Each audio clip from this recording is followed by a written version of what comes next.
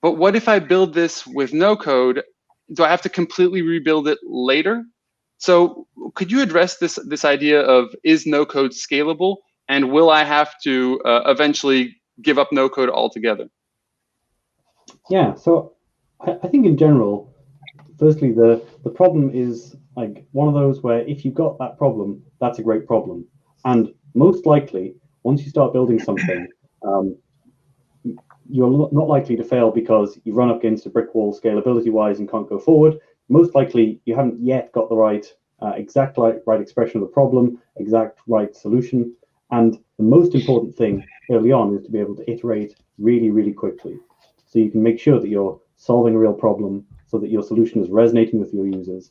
And so, even if you couldn't scale beyond that initial use case, it's still a really, really great way, probably the cheapest way to try to find out those things and make sure before you build to scale.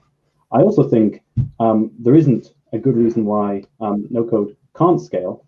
And I think especially what the places where you start to kind of reach the edge and things start to creak is where you reach the end of your platform in terms of complexity.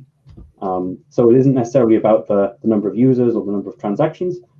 No-code platforms are built on really, really scalable infrastructure, and that's shared across all the users of the app. So unlike having to run your own servers, actually someone's doing that for you. And I think where you have to really be careful is that you don't run into too much complexity so that you can reach the edge of what the platform can do. Love that. And I think I'd love to hear from Emmanuel and Arun as well, who first-handedly through their platform have gone through this problematic, which is you're building out this tool and it's more and more functional, but you have some people who are at the cutting edge. So, and I've heard Emmanuel prior to this mention how he's helped, like the builders of these platforms are happy to help you if you have a solution that is scaling or that's hitting certain limitations, because it's also helping them develop in the right direction. Emmanuel, could you speak us through some of those things and your perspective, having done it first-handedly with Bubble, and then we'll go on to Arun. So you mean how do we handle people like going to the limits of what the platforms can do in terms of and going to particularly complex design? Is that what you're asking about? Yeah, I guess kind of the like, is no code scalable? And then when you see that they're reaching a limit, what do you do? What have you done previously? So we actually have a pretty non-traditional approach on that one. I think most people would say this is not the right way to do it. We've created an extremely open-ended platform. And so we've seen crazy design decisions by our users. Like I've seen people in Bubble terms, I've seen someone once building a data type with 1,000 fields. And it led to all kind of horrible things on the back end. That said, our approach is to be, you know what, if that makes sense for the user to do it that way, then the technology needs to support that. Like we started fundamentally with the idea, let's not constrain users in terms of what they do. Let's make sure they can express themselves. We provide them with a tool. They express themselves in ways that make sense for them, and then we have to support it.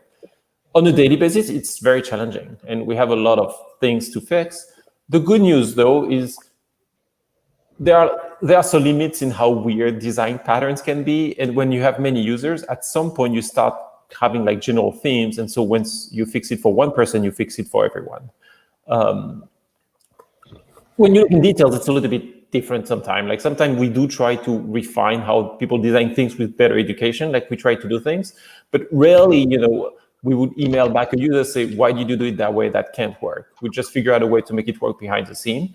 It's tough, but I think that's fundamentally what no-code is about. If no-code means, trying to constrain how people think so that they think how the computer is expecting to work, this is defeating the whole purpose. Now, how scalable can that get? Today, I see scalability around two axes. The first axis is functionality. I think on that one, after 8 years, Bubble is not feature complete, and there are a ton of things we could be doing better, but there's not much you can do if you know how to use the platform well. Like if you're creative, you can do a lot of things. Like we tell people, you can clone Twitter on Bubble. It's actually true, like not to scale, which is the second axis, and I'll get to that in a second, but in terms of functionality, there are not many things where, someone reaches out to us and say, hey, I want to do this. As long as it's for the web, it's rare that we tell them, no, you can't do that.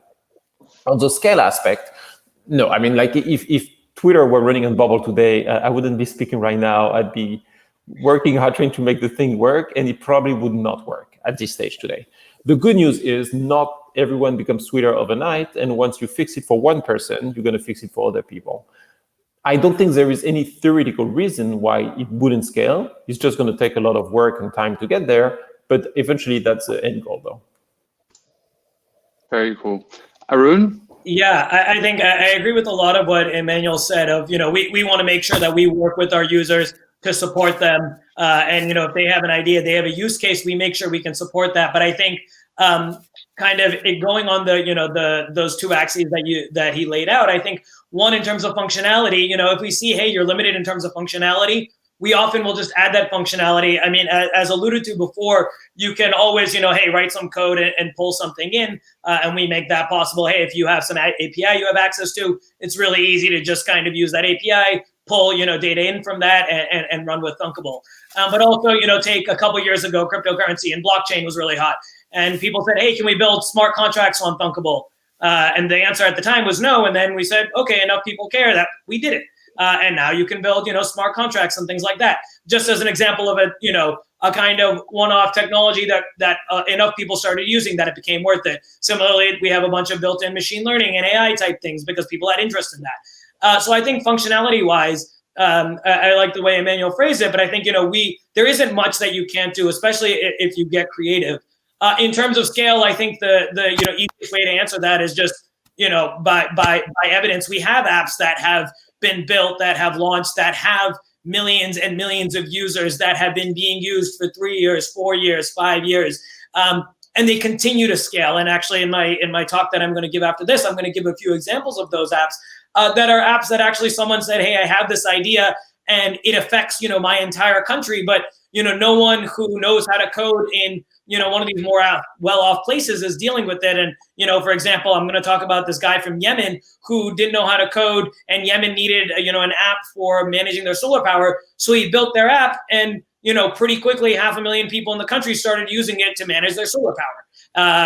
And that's an example of something where there's a huge opportunity. It's untapped. Someone comes to a no-code platform who doesn't know how to code, builds with it, puts it out for themselves and their family and friends, and all of a sudden it's scaled to have in the millions of users, and it keeps working because we like everyone here, we build our technology to be really scalable. And in fact, often when you're building an app by yourself, you might not think about, oh, what happens if I get past 1,000 users? That's all you're going towards. But we've built ourselves with the idea of, hey, when you get to 1 million users, we're still working for you. And I think that's something that's actually really cool and exciting about no code, is that we can have that all built in under the hood, and you don't need to experience those growing pains as often software engineers need to.